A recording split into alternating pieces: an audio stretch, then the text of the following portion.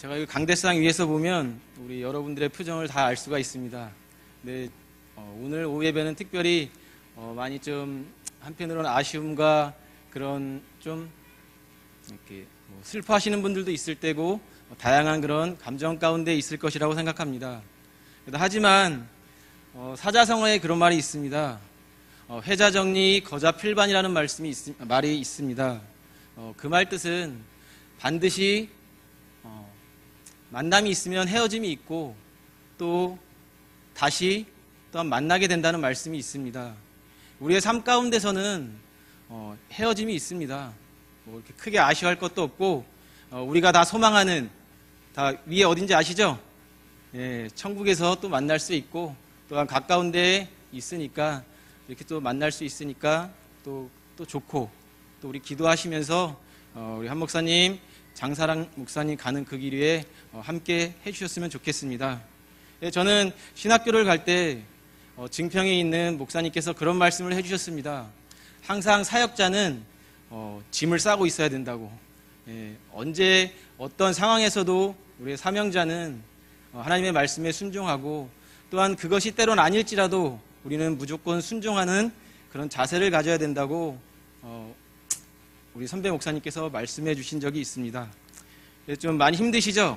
제가 한 가지 여담을 드리고 말씀을 이어가겠습니다. 어젯밤 11시쯤에 교회를 한번 돌아보고 사택을 가려는데 식당 로비에 등이 켜져 있어서 불을 껐습니다. 그런데 깜짝 놀라면서 잠시 뒤 여학생 2명이 화장실에서 나오는 것이었습니다. 여학생들은 불이 꺼져서 깜짝 놀란 표정이었습니다. 제가 또 밤에 보니까 도둑놈 같이 생겼나 봐요. 우리 여학생들이 깜짝 놀랐어요. 전사님 안녕하세요. 너희들 공부하러 왔니? 혹 아이들은 모르는 사람인 줄 알았나 봅니다. 시험 공부를 하느라 도서관에 있었던 것이었습니다. 그런데 오늘 새벽 기도에 그 2명의 여학생이 새벽 기도 시간에 나왔습니다. 그래서 저는 참 기특하고 참 바르게 잘 자랐구나 생각했습니다. 이 친구들을 보면서 저도 중학교 시절 독서실에서 공부했던 생각, 교회 가는 게 너무 좋아서 새벽에 교회까지 뛰어서 갔던 생각이 났습니다. 저는 새벽 기도 몸이 너무 찌뿌둥해서 가까운 목욕탕을 다녀왔습니다. 근데 간단히 몸을 푼 후 나왔는데 어떤 분께서 저에게 음성 인구를 물어보는 것이었습니다. 저는 정확히 잘 몰라서 그냥 10만이 조금 안 될 것 같습니다. 계속 말씀을 하시면서 강릉 사시는 분이었던 것 같습니다. 강릉은 별론데 음성은 너무 좋다는 것이었습니다. 그분은 저에게 카톨릭 신자라고 말씀하셨습니다. 그러면서 저의 직업을 묻는 것이었습니다. 네, 저는 대전신학대학교 신학생이고 무국교회 교육전도사로 봉사하고 있습니다. 그런데 그분이 신학생인 줄 알고 몇 가지 질문을 저에게 던지는 것이었습니다. 그분은 카톨릭 신자이지만 어느 날 가까운 교회 가서도 기도하기도 하고 또 이렇게 다양한 곳에서도 예배를 드린다고 합니다.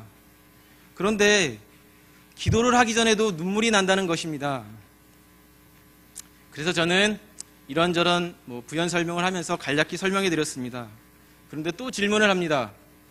전도사님, 제가 교회에 갔는데 큰 소리로 기도하는 것이 너무 귀에 거슬려서 좀 마음이 많이 불편했습니까? 마음이 많이 불편했습니다라고 저에게 전도사님은 어떻게 생각하십니까? 또 물어봤습니다.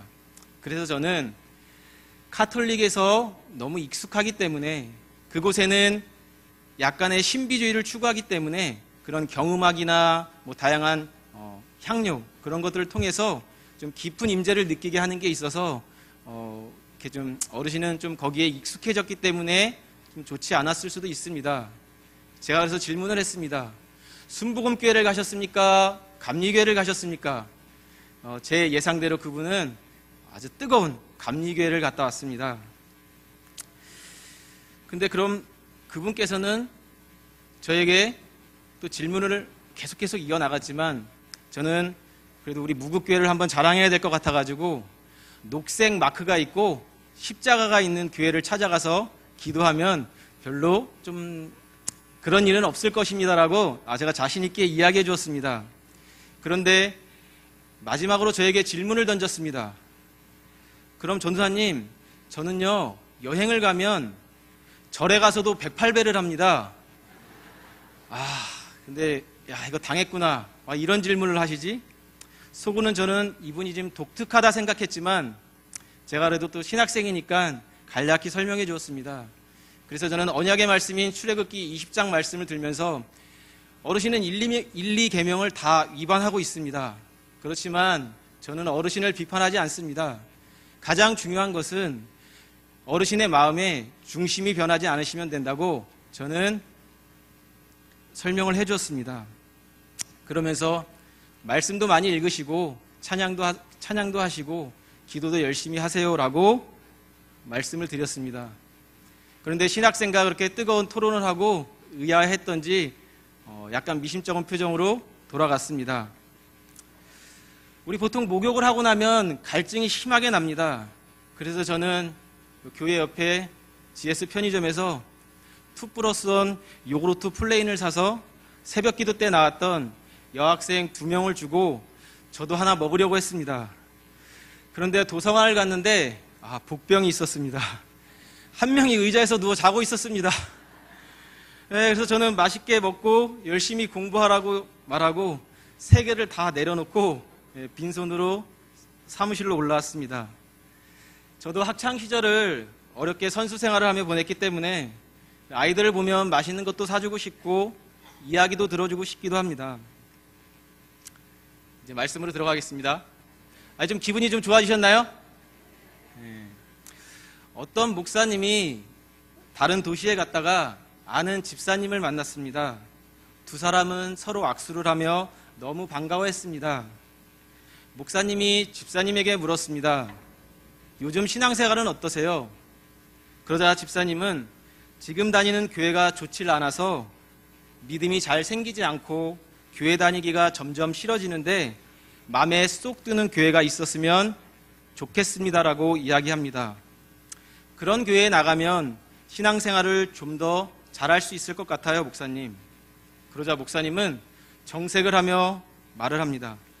집사님, 세상에 그런 교회가 어디 있습니까?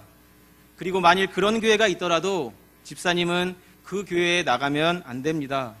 아니, 왜요, 목사님? 왜 제가 그 교회에 나가면 안 된다는 거죠? 생각해 보세요.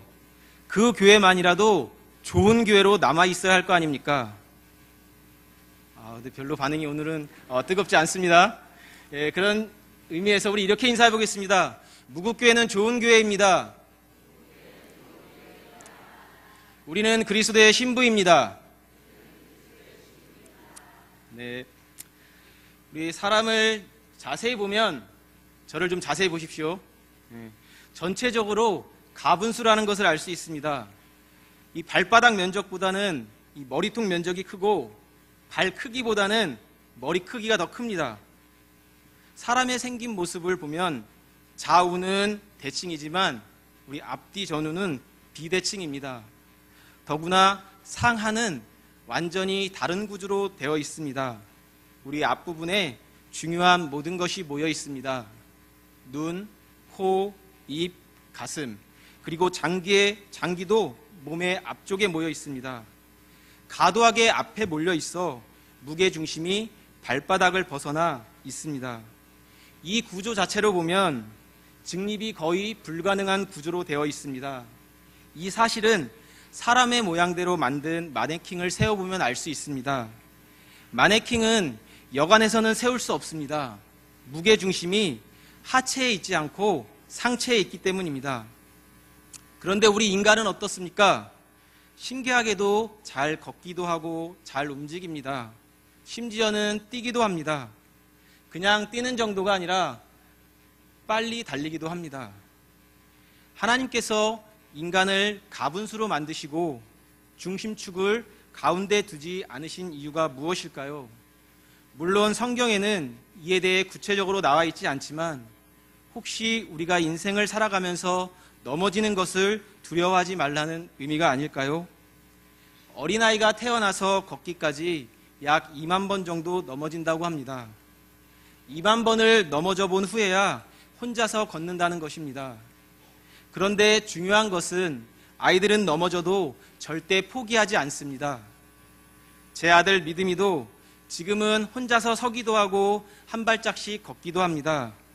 한참 동안 아무것도 잡지 않고 잘 서 있다가도 쓰러지기도 합니다. 때론 어딘가에 부딪히기도 하지만 절대로 포기하지 않습니다. 넘어졌다고 주저앉아서 힘들어 못 걷겠다고 포기하는 아이들을 보셨습니까? 넘어진 아이들은 다시 일어서려고 애를 쓸 뿐입니다. 아이들은 넘어지는 것을 두려워하지 않습니다. 넘어지는 것이 자연스러운 것이라는 것을 알기 때문입니다. 그래서 아이들은 일어서는 것만 배우는 것입니다. 공자는 40대의 나이를 불혹이라고 했습니다. 불혹이란 어떠한 유혹에도 흔들리지 않는 것을 의미합니다. 공자가 죽은 뒤에 100년이 지나서 활동했던 맹자는 40대를 부동심의 나이라고 정의하였습니다. 부동심이란 어떠한 것에도 마음이 흔들리지 않는다는 뜻입니다. 저도 몇 주 남지 않았습니다. 곧 40이 됩니다. 떠나가시는 장 목사님도 저랑 똑같습니다. 이미 40을 훌쩍 넘기신 분들도 많이 있습니다. 그런데 불혹이 되시고 부동심이 되십니까? 여전히 유혹될 때도 있고 어떤 것에 마음이 흔들릴 때도 있지 않으십니까? 나이를 많이 먹었다고 해서 인생이 흔들리지 않는 것이 아닙니다. 인생은 흔들리며 살게 되어 있습니다. 중요한 것은 그 흔들림 가운데 얼마나 균형을 잘 잡고 살아가느냐 하는 것입니다. 오늘의 말씀을 보면 인생이 크게 흔들리는 한 인물이 등장합니다. 바로 예수님의 사구뭉치 수제자 베드로입니다. 베드로는 안전한 거리를 두고 뒤따라가며 자기 살겠다고 예수님을 3번씩이나 부인하고 있습니다.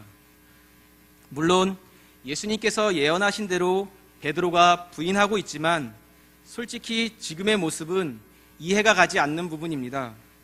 왜냐하면 예수님이 잡히기 직전에 베드로가 취한 행동을 우리는 잘 알고 있기 때문입니다.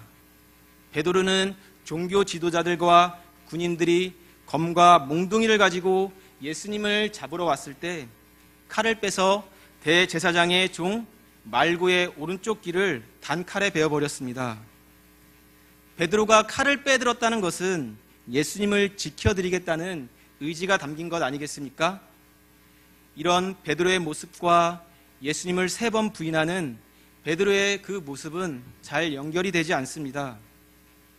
정말 베드로가 주님을 보호하기 위해서 칼을 빼든 것이라면 베드로는 주님과 함께 대제사장의 뜰에 같이 서 있어야 합니다.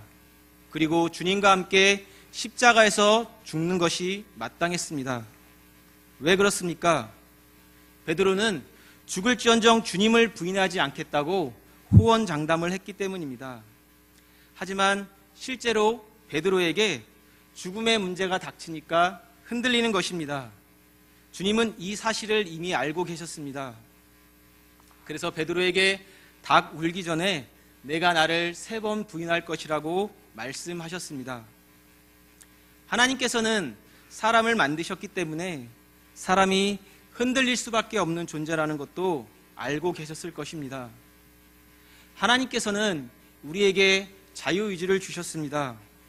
자유의지를 주셨다는 것은 선택할 수 있는 권한을 주셨다는 것입니다. 하나님께서는 사람을 로봇으로 만들 수도 있으셨습니다. 하지만 하나님께서는 그렇게 하지 않으셨습니다. 스스로 선택할 수 있는 자유의지를 가진 인간으로 만드셨습니다. 그 선택권을 가지고 이것도 선택할 수 있고 저것도 선택할 수 있게 하셨습니다. 우리의 사람의 삶 자체가 선택 아닙니까? 인생은 이렇게 늘 삶 가운데 선택을 하면서 살아가야 하기 때문에 때로는 흔들리는 것은 어찌 보면 자연스러운 것입니다. 믿음의 조상 아브람도 흔들리는 인간의 모습을 그대로 보여주고 있습니다. 창세기 12장은 아브람의 소명장, 부르심을 받는 장면을 말씀하고 있습니다. 아브라함이 하나님의 명령을 따라 현 시리아 땅인 갈대아 우르에서 현 터키의 남동부 하란까지 약 1000km의 거리를 이동하였습니다. 또한 하란에서 헤브론까지는 약 800km의 거리입니다. 이렇게 먼 거리를 이동해 가나안 땅까지 왔지만 가나안 땅에 기근이 들고 말았습니다. 아브라함은 기근을 피해 가족을 이끌고 애굽 땅으로 내려갑니다. 애굽으로 내려가는 아브라함의 마음에는 두려움과 염려로 가득 찼습니다. 그 염려와 두려움의 원인은 자신의 아내가 너무 예쁘다는 사실 때문이었습니다. 이때 아브라함의 나이가 75세였으니까 사라의 나이는 대략 65세 정도 되었을 것입니다. 65살이나 된 사라가 애굽의 모든 남자를 설레게 하는 미모를 가졌다니 참 놀랍습니다. 이 사라의 미모는 성경에서 해석하기 어려운 신비 중에 하나이기도 합니다. 그래서 그 이유를 한 가지만 살펴보면 종족의 문제로 볼 수 있습니다. 그런데 사라는 샘족이라 피부가 아주 하얗습니다. 요즘 현대말로 이야기하면 피부 미인이라고 할 수 있습니다. 피부 색깔이 다르면 종종 우리 사람의 나이를 착각할 수도 있다고 합니다. 애굽 사람들에게는 사라는 세월을 거꾸로 먹는 신비로운 여인으로 다가왔습니다. 아브라함은 애굽 사람들이 아내를 빼앗기 위해 자기를 죽일지도 모른다고 생각했습니다. 그래서 아브라함이 선택한 것은 거짓말이었습니다. 그래서 아브라함은 사라에게 그대는 나의 누이라고 하라고 요구하고 있습니다. 사실 사라는 자기 아내인 동시에 이복 누이였습니다. 이렇게 볼 때 아브라함이 사라를 자기 누이라고 한 것은 완전 거짓말이 아닌 반쪽 거짓말입니다. 자신의 심리적인 위기에서 벗어나려는 것일 뿐이었습니다.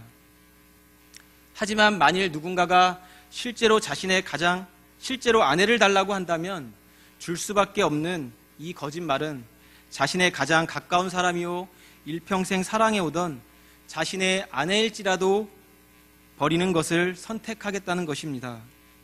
실제로 아브라함은 바로에게 사라를 넘겨주고 맙니다.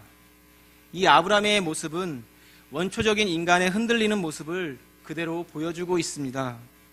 아브라함이 자신의 아내를 누이라고 속인 일은 한 번으로 그치지 않습니다. 그라랑 아비멜렉에게 갔을 때도 마찬가지로 또 속입니다. 우리가 구약의 선지자 중에 불의 선지자 하면 떠오르는 사람이 있습니다. 바로 엘리야 선지자입니다. 열왕기상 18장을 보면 갈멜산 위에서 850명의 바할, 아세라 선지자들과 결전을 벌일 때 하늘에서 불을 내린 엘리야 선지자의 모습은 한편의 영화를 보는 것 같은 인상을 심어줍니다.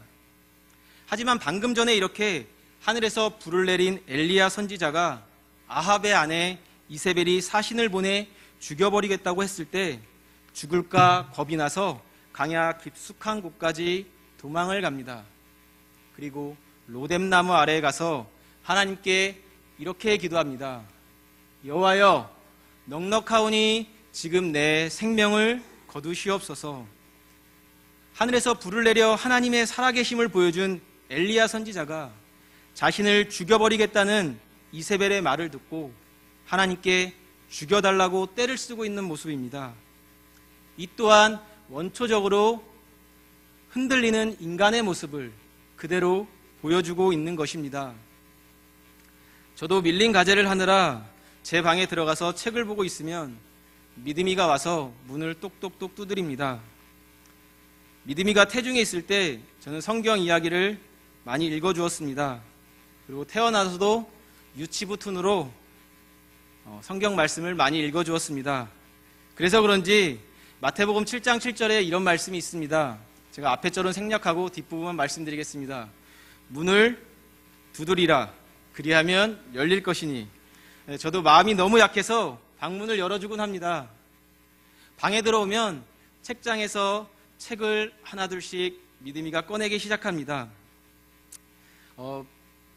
이 일뿐만이 아닌 저 역시 인생의 삶에서 저도 마음이 약해지고 흔들릴 때가 많이 있습니다.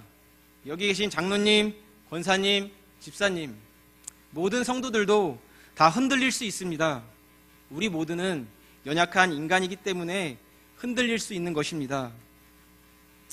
흔들린다는 것은 부정적인 측면도 있지만 긍정적인 측면도 있습니다. 베드로는 예수님의 말씀대로 3번 부인하고 난 다음에 밖에 나가서 심히 통곡을 합니다. 베드로는 이 흔들림의 경험을 통해서 소중한 깨달음을 많이 얻었을 것입니다. 무엇보다 자신이 얼마나 연약한 인간인지 깨달았을 것입니다. 아마 베드로는 이 사건 후에 호언장담하는 일은 아마도 삼갔을 것입니다. 요즘 시골에는 묵혀있는 땅들이 많다고 합니다. 제가 태어난 충주시 동양면에도 묵혀있는 땅들이 많이 있습니다. 그래서 아버지께서는 묵혀있는 땅을 빌려서 농사를 짓고 있습니다. 아버지께서는 곡식이 뿌리를 깊이 내리는 데는 악천후가 필요하다고 합니다. 우리가 생각할 때 봄날의 좋은 날씨가 식물의 뿌리를 더 깊이 내리게 할 것 같은데 오히려 뿌리를 얕게 내려 생존력을 약화시킨다고 말씀하셨습니다. 하지만 처음부터 비가 충분치 않은 채 악천후 가운데 자란 식물은 물과 양분을 얻기 위해 땅속 깊이 튼튼하게 뿌리를 내리려고 한다는 것입니다. 그래서 태풍이나 가뭄이 와도 끄떡없이 견뎌낼 수 있게 된다는 것입니다. 봄날의 악천후라는 흔들림이 오히려 식물을 강인하게 만들어주는 것입니다. 첫 번째로는 버티는 것입니다. 비록 흔들릴 수 있지만 그 흔들림으로 인해 뿌리채 뽑히면 안 됩니다. 흔들림을 버텨내야 합니다. 버티는 것은 분명히 힘든 일입니다. 강풍이 불 때 흔들리면서 그 자리를 버텨낸다는 것은 분명히 만만치 않은 일입니다. 하지만 버텨내야 합니다. 밀레니얼 세대는 1980년대 초부터 2000년대 초 사이에 출생한 세대로 IT 기술의 급격한 변화와 함께 성장한 세대를 말하고 있습니다. 이 밀레니얼 세대의 주요 특징으로는 대학 진학률이 비교적 높다는 것입니다. 청소년기부터 인터넷을 접속해 모바일 소셜 네트워크 서비스 이용에 너무나도 능숙합니다. 2007년 미국의 탑10에 드는 대부업체가 파산하면서 글로벌 금융위기로 번진 적이 있습니다. 이런 세계 경제가 좋지 않은 상황에서 사회생활을 시작한 탓에 다른 세대에 비해 결혼과 내 집 마련을 포기하거나 미루는 경향이 있습니다. 70년대생들은 IMF 외환위기 시절 정리해고당하고 취업의 직격탄의 맛을 본 모습을 본 80년대생들은 그들의 선택의 길은 자기개발이었습니다. 사회와 기업이라는 울타리가 사라진 현실 속에서 믿을 수 있는 것은 결국 자신밖에 없었고 자신의 조직 내 경쟁력을 높이기 위한 노력이 시작되었습니다. 저도 81년생으로 1999년 7월 실습을 나가서 오랫동안 자동차 회사에서 금형 제작을 하였습니다. 2007년에 제가 다니던 청주의 자화전자는 한국의 비싼 노동력으로 인해서 값싼 노동력인 중국 투자를 늘리고 있었습니다. 제가 근무했던 설비금형팀은 20명이 넘는 부서였습니다. 하지만 구조조정을 시작하더니 급기야 저를 포함해서 4명만 남았습니다. 저 역시 많은 위기감과 불안감을 느꼈습니다. 배운 것이라고는 자동차 금형, 전자금형뿐이었고 어려운 경제 여건상 사업을 시작하기도 쉽지 않은 현실이었습니다.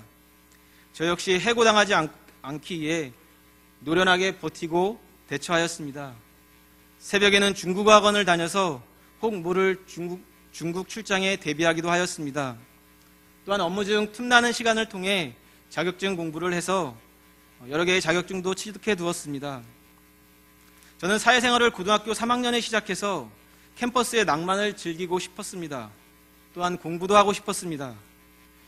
그래서 2008년에 큰 꿈을 갖고 충주 산업대학교에 재입학하여서 낮에는 업무에 지장을 주지 않기 위해 이른 새벽 6시부터 근무를 했습니다. 그렇게 한다고 해서 월급을 회사에서 더 주지는 않습니다. 하지만 야간 대학 다닌다고 업무에 소홀히 했다는 소리만은 피하고 싶었습니다. 2008년 저녁에 학교에 도착해서 시간이 좀 남아서 학교 도서관에 가보았습니다. 저는 충격적인 것을 목격했습니다. 대부분의 학생들이 공부를 하고 있는 것이 아닌 9급, 7급 공무원 시험 공부를 하는 학생들이었습니다. 어려운 경제 여건 속에서 학생들은 미래를 위해서 안정적인 공무원 시험 준비를 하면서 어려운 취업 문턱을 넘기 위해 버티고 있었습니다. 우리도 인생을 살면서 어려운 경제 여건 속에서 어려움을 만났을 때 흔들리고 넘어질 수 있습니다. 하지만 버텨내는 것이 중요합니다. 흔들릴 때는 버티고 있는 것 자체가 우리의 믿음일 수가 있습니다. 두 번째는 나를 믿어주는 사람을 생각하며 흔들림을 잘 이겨나가야 합니다. 오늘 61절 말씀에 보면 예수님의 시선과 베드로의 시선이 마주치는 것을 보게 됩니다. 베드로를 바라보시는 예수님의 눈빛은 어떤 말을 하고 있는 것일까요? 이 나쁜 놈, 네가 내 수행비서 맞니? 말이나 못하면 밉지는 않지. 차라리 따라오지를 말던가.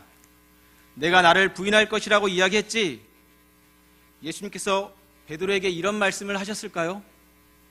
저는 그렇게 생각하지 않습니다. 주님은 따뜻한 눈빛으로 이렇게 말씀하셨을 것입니다. 베드로야, 괜찮아. 난 너를 믿는다. 다시 일어서면 돼. 다시 일어나 함께 가자. 예수님은 자신을 부인하는 베드로를 믿어주셨습니다. 부활하신 예수님께서 갈릴리로 물고기 잡으러 간 제자들을 찾아가십니다. 그리고 베드로에게 어떤 말씀도 안 하시고 내가 나를 사랑하느냐? 3번 물으십니다. 베드로는 자신을 믿어주는 예수님으로 인해 다시 제자리를 찾아갑니다. 예수님처럼 십자가에 똑바로 매달려 죽는 것이 죄송스러워 그는 훗날 십자가에 거꾸로 못 박혀서 순교합니다.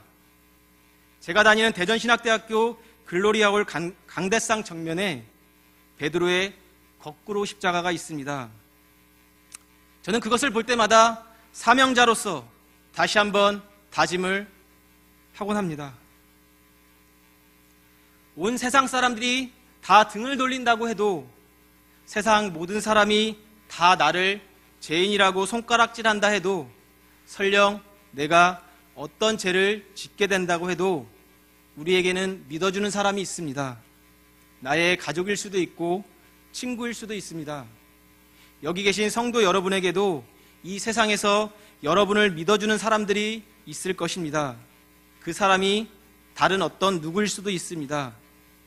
그 사람 때문에 우리는 흔들릴 수 있지만 다시 제 자리를 찾아가야 합니다. 혹 이 세상에서 나를 믿어주는 사람이 없다고 해도 우리의 주님이 성도 여러분을 믿어주실 것입니다. 우리를 믿어주시는 주님으로 인해 우리는 다시 제자리를 찾아야 하는 것입니다. 마지막 3번째로 때론 어떤 흔들림과 맞서 싸워야 합니다. 나의 삶을 흔드는 것이 어떤 것인지 알고 그것과 피하려고 하지 말고 정면 승부해야 합니다. 만일 나 자신이 언제나 같은 상황이나 같은 문제 때문에 흔들린다면 그것을 우리는 이겨내야 합니다. 때론 정면 승부를 해야 하는 것입니다. 방목을 하여 키우는 소 품종 가운데 해리퍼드라는 종류의 소가 있습니다. 이 소는 극심한 추위를 견뎌내는 탁월한 능력이 있다고 합니다. 일반적으로 방목해서 키우는 소들은 혹한의 추위를 견디기 힘들 때 바람을 등진 채로 비계가 많은 엉덩이로 한기를 맞으면서 서서히 이동을 한다고 합니다. 그러다가 체온이 내려가 칼날 같은 냉기를 견디지 못하고 쓰러지면 죽는 경우가 다반사라고 합니다. 그러나 제가 소개하는 이 해리퍼드 종은 차가운 바람을 등지는 것이 아니라 정면으로 맞으면서 본능적으로 앞으로 나아간다고 합니다. 고개를 숙이고 어깨를 맞댄 채 북쪽의 차가운 바람을 온몸으로 받아내는 것입니다. 놀라운 것은 해리퍼드 종은 단 한 마리도 추위로 죽지 않는다는 것입니다. 그들이 이렇게 추위를 정면으로 돌파할 수 있었던 것은 다른 동물에 비해 강해서가 아닙니다. 그것은 그들에게 추위와 맞서 싸울 수 있는 불굴의 투지가 있어서인 것입니다. 흔들림을 이겨내는 이치도 저는 이와 똑같다고 생각합니다. 세찬 시련의 바람이 불어올 때 옆구리로 맞거나 그로 인해 등이 밀리게 되면 패배할 확률이 높습니다. 하지만 해리포드처럼 정면으로 맞설 때 이겨 나갈 수 있습니다. 우리의 인생 가운데 흔들리는 것은 너무도 당연한 일입니다. 신앙생활, 사회생활을 하다가도 흔들리는 것은 당연합니다. 그러므로 우리가 흔들림 자체에 주목하는 것이 아니라 흔들림이 왔을 때 그것을 어떻게 극복해 나가느냐에 집중해야 합니다. 우리는 흔들림 가운데서도 하나님, 예수님, 성령님께 뿌리를 두고 잘 버텨내야 합니다. 나를 신뢰해 주시는 예수님을 생각하며 이겨내야 합니다. 또한 때로는 그 흔들림과 맞서 싸워야 하기도 합니다. 어떤 흔들림이 올 때마다 내가 넘어진다면 그 흔들림은 우리 자신이 싸워서 이겨야 하는 것입니다. 우리 사랑하는 무국교회 성도 여러분, 어떤 시련과 환난이 와도 우리 모두 포기하지 않습니다. 저의 인생 가운데도 많은 어려움이 있었지만 단 한 가지 제가 믿는 것은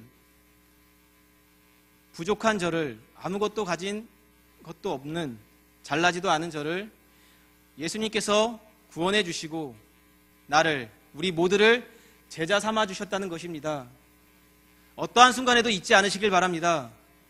제가 서원에서 말씀드렸듯이 무국교회 좋은 교회입니다. 그 유머의 예화처럼 우리는 신앙생활 하면서 담임 목사님 오전의 말씀처럼 흔들릴 수 있습니다. 그러나 그 흔들림을 이 교회 저 교회 간다고 해서 우리의 영적 신앙이 물론 회복될 수도 있습니다. 저는 그것을 단정짓는 것이 아니라 우리가 흔들림 가운데서도 목사님, 장로님, 전도사님, 성도님들 바라보는 것이 아닌 우리 하나님, 예수님을 바라보는 멋진 무국교회 성도님들이 되기를 간절히 소망합니다.